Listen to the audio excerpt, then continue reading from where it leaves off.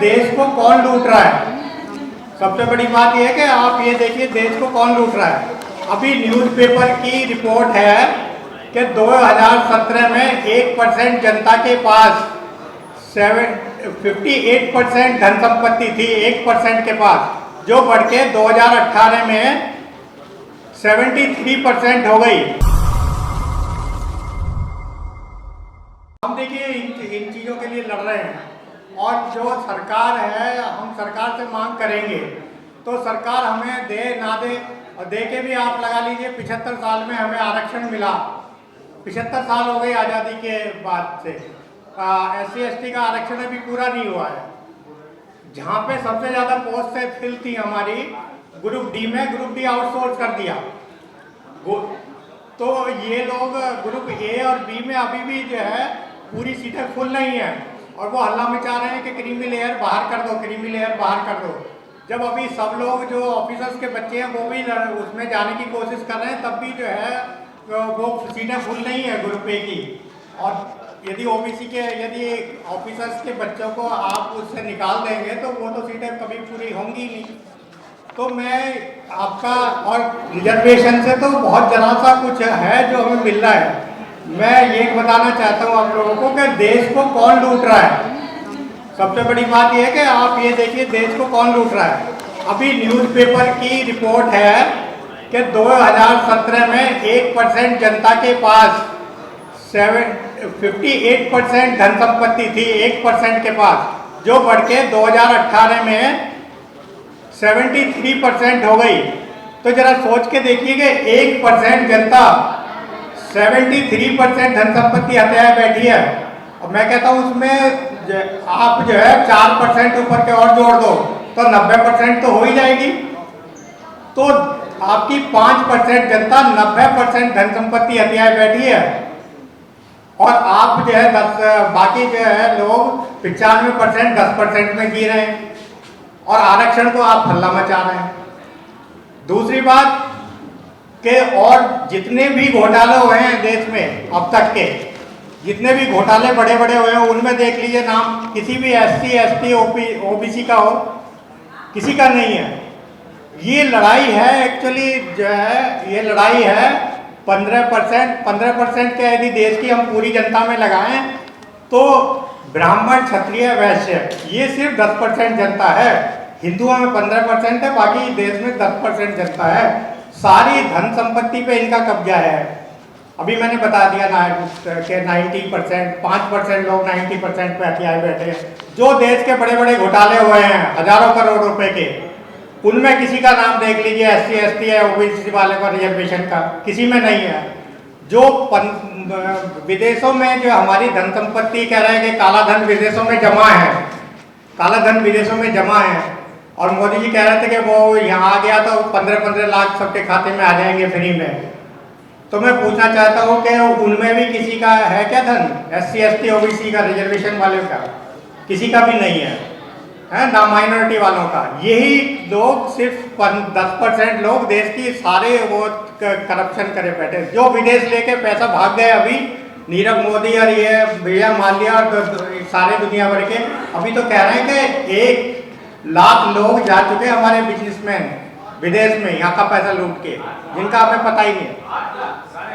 8 लाख कह रहे हैं वो, मुझे तो 1 लाख का ही कल पता पड़ा है ना। तो इतने लोग विदेश लूट के भाग गए, ये देश को ये लूट रहे हैं। तो ये मेरे हिसाब से तो आज की डेट में यदि सभी को इसको लड़ाई लड़नी है, आपको एक आज़ादी की लड़ाई की तरह लड़ना पड़ेगा, क्योंकि सभी को अपना स्वार्थ छोड़ना पड़ेगा, अपना फायदा छोड़ना पड़ेगा। जैसे आज़ादी की लड़ाई जो लोगों ने लड़ी, लोगों ने तो अपने सारा दान कर दिया, मर गए लोग, तो क्या वो अपने फायदे के लिए लड़े थे? समाज के फायदे, देश के फायदे के लिए लड़े थे। तो इसीलिए हमारे सब लोगों को अपना स्वार्थ छोड़ के सबको इकट्ठे होकर आज़ादी की लड़ाई की तरह लड़नी पड़ेगी। नहीं तो ये तो देश को लूट लूट के भाग रहे हैं, सारा ये लगे हुए हैं, सारा धन संपत्ति इनके पास है और हमें लड़वा रहे हैं आरक्षण के लिए, जात पात के लिए, आप धर्म के नाम पे लड़वा रहे हैं मोमडन से। तो ये तो दिखावा है इधर। और ये देश को लूट के बर्बाद कर दे रहे हैं। कुछ दिन में संविधान भी खत्म हो जाएगा, आप कुछ भी नहीं बोल पाओगे। अभी भी बोलने का अधिकार खत्म है आपका। आप बोलिए, कल को किसी केस में आपको अंदर बंद कर देंगे, तो क्या आज़ादी है? तो मेरा सबसे रिक्वेस्ट है कि सब एक साथ जुड़िए। छोटे छोटे संगठन जो चला रहे हैं उनसे भी रिक्वेस्ट है, सामाजिक संगठन, सामाजिक परिवर्तन और राजनीति दोनों साथ साथ चलते रहें तो बेटर है। सामाजिक परिवर्तन तो मैं 5 साल से कोशिश कर रहा हूँ, बहुत ही स्लो परिवर्तन होता है। वो सक्षम है, हम उसमें 10% परिवर्तित करते हैं, वो उसे 90% घसीट के वहीं ले आते हैं। तो मेरा यह वो है कि सब लोग एक कॉमन प्लेटफॉर्म बनाएं। सब लोग जो संगठन चला रहे हैं मिलके एक मिनिमम कॉमन प्रोग्राम, जैसे गवर्नमेंट अब एनडीए चल रही है, यूपीए चल रही है, इनमें भी कई पार्टियां हैं, तो उन्होंने कॉमन मिनिमम प्रोग्राम बनाया है, तब वो एक साथ आए हैं।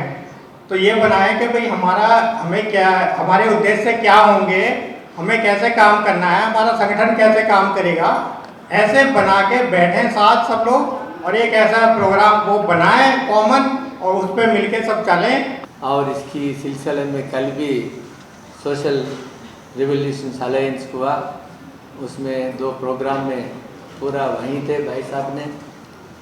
और आज पहले से ये थई हुआ था, उस वास्ते मेरे को भी बहुत सीखने को मिला, क्योंकि भाई साहब ने बोला मैं भी एक मामूली गरीब से फैमिली से, एग्रीकल्चर फैमिली से जन्म लिया है। कोई रिमोट विलेज में, कहाँ स्कूल, इलेक्ट्रिसिटी, रोड कुछ नहीं था, वहाँ पैदल जाके पढ़े और सेल्फ पका के पढ़े ज़िंदगी। बाद में एक अमीर जो बीवी मिला, ऐसा मैं अमीर बना। अब वरना नहीं, आप जैसा एक गाँवड़ा था, गाँव वाले था। और प्रैक्टिस चला, अच्छा जज बना, किसकी तुफेल से, किसकी मेहरबानी से नहीं बना। और जो माँ बाप सिखाया वही तरीके से, जो सरकार के वकील था और न्यायाधीश था, कहीं भी अपने सच्चे किसकी प्रभाव में, झुकाव में नहा के 69,000 केसेस मैं डिस्पोज ऑफ करा। जो गरीब आया, जो छोटी जूनियर जज आया, कोई अपनी बहन आया, कोई भी फ़र्क नहीं दिखाया। ऐसा न्याय देने का मेरे को सही भी सबकी शुक्र करता हूँ। मेरे को मैं वहाँ परीक्षा से पास होके, मेरा भाई बोलता था आप कैसा जज हैं, मुख्यमंत्री को नहीं सुनते हो, दोस्तों को नहीं सुनते हो, रिश्तेदार को नहीं सुनते हो, आपका मन में जो है वही सही समझते हो, जो देने वाला आप कौन सा पोस्ट मिलता है, कोई भी आदमी या नहीं देता है, किसका भाग्य में है था वो आता है। तो मैं chairman national commission for backward classes, government of India, वो सरकार ने बनाया, यूनियन कैबिनेट मिनिस्टर दर्जा दिया, कामराज मार्ग में कैबिनेट मिनिस्टर को 2 एकड़ नया बंगला दिया, सब दिया, फिर भी उसका बात नहीं माना। जब जाटों को ओबीसी का मिलाने के वास्ते कितना भी कोशिश करा वो नहीं मिला। बाद में फिर ये भारत सरकार बदला, बीजेपी गवर्नमेंट आया। मैं बीजेपी गवर्नमेंट में का कोई लिमिटेड पावर्स था एनसीबीसी में, मैं कहीं अपने रिकमेंडेशंस किया जो वर्गीकरण के वास्ते, जाति जनगणना के वास्ते। जो भाई साहब ने आज रेजोल्यूशंस पेश किया, जो नवोदय स्कूल्स, सैनिक स्कूल्स, सेंट्रल स्कूल्स, इसमें सब में जो ओबीसी का रिजर्वेशन होना चाहिए, प्राइवेट सेक्टर में रिजर्वेशन होना चाहिए, और निःशुल्क एजुकेशन और हेल्थ निःशुल्क होना चाहिए। और बाद में ये ईडब्ल्यूएस का रिजर्वेशन से जिक्र नहीं था। मैं मेरा रिपोर्ट के आधारित ये रोहिणी कमीशन को बिठाया। कास्ट सेंसस पब्लिश करो बोल के मैं बहुत कोशिश किया। मैं माननीय प्रधानमंत्री से मिला और मेरे से एक मीटिंग करवाया नृपेंद्र मिश्रा और अमित शाह से। वो लोगों को सब जानकारी है। हमारे भाइयाँ बोलते हैं मोदी से मिले, वो मंत्री से मिले, अपने डिमांड करें, अपने से ज़्यादा वो लोगों को जानकारी है। फिर भी जानबूझ के नहीं करते हैं, क्योंकि मैं साक्षी हूँ, मुझे मालूम है, उस वास्ते उसको मांगने से कुछ अपने को ना आने वाला है। मगर अपने भाई साहब बोले वैसा हम प्रजा कोर्ट में ही ये फैसला होना चाहिए। उस वास्ते जन आंदोलन अपन खड़े करना चाहिए। अभी अभी जो भाई साहब ने बोला, जो आरएसएस जैसा ट्रेनिंग देते हैं, उसका परिवर्तन करते हैं, कमिटमेंट करवाता है, उसको जो ब्रेन वॉश करवाता है, वैसा ब्रेन वॉश वो उल्टी तरीके से करता है, वो आउटडेट हो गया आज के दिन। मगर हमारे जो संविधान की तरह से जो सबकी जो भागीदारी मिलने का, जो उसको उसमें हम लोगों का, हमारे लोगों को परिवर्तन करवाने का, ये संविधानिक है, ये सामाजिक है, ये प्राकृतिक है, ये सच्चा है। उस वास्ते हमारे जो ये मिशन है कई सालों तक जा सकता। It can go back to Shri Chhatrapati Sahu Maharaj. आज हम 120 छत्रपति साहू महाराज ने 50% वीकर सेक्शंस को दिया है 1902 में, जब तक 4 जाति जनगणना हुआ 71, 81, 91, 91, 1891, 1901। 1902 में छत्रपति साहू महाराज ने 50% वीकर सेक्शंस को दिया और एम्प्लॉयमेंट उसकी संस्थान में जो ब्राह्मणों को जो एडवाइजर पोस्ट से निकाला है, फिर अपने बैकवर्ड क्लासेस को नियुक्त करा है। एक क्षत्रिय अपने क्या बोलते हैं, फिर अपने पीठाधिपति को बनाया है। जो शेड्यूल कास्ट, शेड्यूल कास्ट कई कास्ट है, वो लोगों को हॉस्टल्स बनाया है। अपने महिला बहनों को स्कूल्स खोला है, पढ़ा है भाई। कई रिफॉर्मेशंस आया है, एक वीविंग और स्पिनिंग मिल बना है। और उसमें जो 50% रिजर्वेशंस लागू कर रहा था, ब्राह्मण बनियान को उसमें लिमिट में रखता था। ब्राह्मण समाज में एक एसोसिएशन बना के उन्हें पॉलिटिकल रिजर्वेशंस पूछा है। वो दिनों में ब्राह्मणों ने रिजर्वेशंस पूछा है, मगर हम रिजर्वेशंस पूछ रहा है। सुबह एक छोटी सी किस्से में पूछ रहा था, जो 50% है 90%, ये 90% की बात नहीं है, वो थोड़ा चेंज करके मेरा है, जो सवर्णों को उसको आबादी के हिसाब से रिजर्वेशन दे, उसको give reservation in proportion to population for them.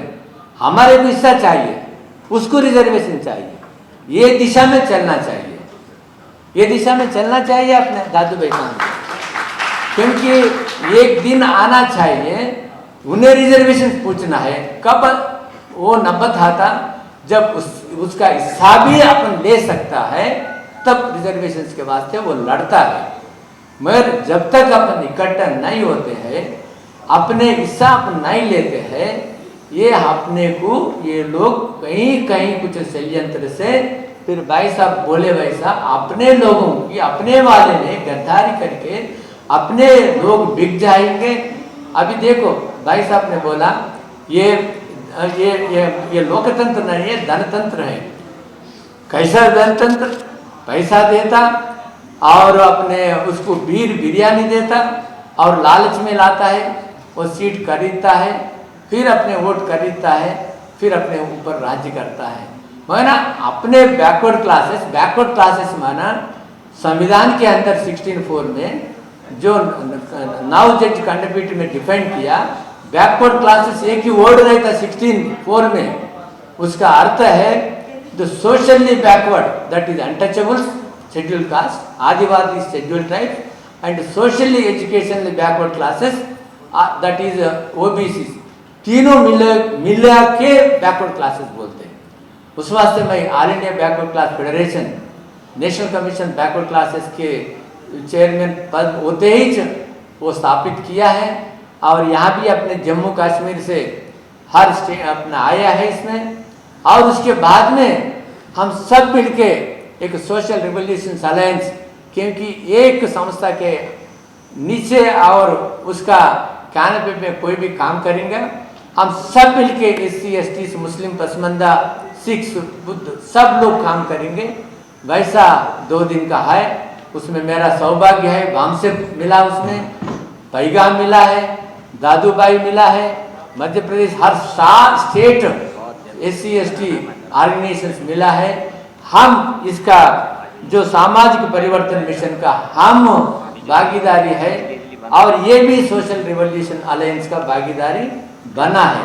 उस वास्ते हम एक है, हम हमारे ये संगठन आई है। उस वास्ते मैं कल जो भी बोला और जो भी बोला, आज मेन हम बोलते हैं आज इसका सरकार अच्छा है, उसका सरकार अच्छा है, वो इंदिरा गांधी का सरकार, वाजपेयी का सरकार, मोदी का सरकार, और अपने कौन सा अपने जो ये तमिलनाडु का फिर द्राविड़ मूवमेंट, नहीं तो फिर किसका अपने होना, अपने साहू महाराज की सरकार आए तो बस है अपने, क्योंकि 1902 में जो रिजर्वेशन था वही मुंगरा, वही जाति जनगणना करो, अपने एक समान विद्या और हेल्थ करो, फिर अपने को भागीदारी, अपने को रिप्रेजेंटेशन है, रिजर्वेशन दो। अपने भाई साहब बोले एक मुट्ठी में 10% और उसमें 3.5% जो ब्राह्मण अपने RSS चलाते हैं, उसका षड्यंत्र रचते हैं। जो मनो सिद्धांत ये है, ये पूरा EWS का रचना करते हैं। तो अपने सोशियो इकोनॉमिक कास्ट सेंसस नहीं करवाना चाहते हैं, अपने को कोई भी EWS रिजर्वेशंस करके उसमें खाली सवर्णों को रिजर्वेशंस, कोई भी आंकड़ा नहीं है, कोई भी सर्वे नहीं है। SC ST OBC को उसमें एलिजिबिलिटी नहीं है, उसको निकाल के वो लोगों को खुद जो OBC रिजर्वेशंस में 15% मार ले रहा, EWS रिजर्वेशन एक्सक्लूसिव ले रहा, और उसमें मेडिकल और जनरल में सेलेक्ट हुए तो उसमें रिजर्व में एडजस्ट करके वो लोग हमारे हिस्सा वो लोग खींच ले रहा, वो लोग चोरी कर ले रहा, वो लोग फिर अपने को अन्याय कर रहा, कई तरीके से जो वो लोग ये कर रहा। उस वास्ते मेरे को बहुत अपने दादू भाई को, पूरा ऑर्गेनाइजेशन को धन्यवाद करते हुए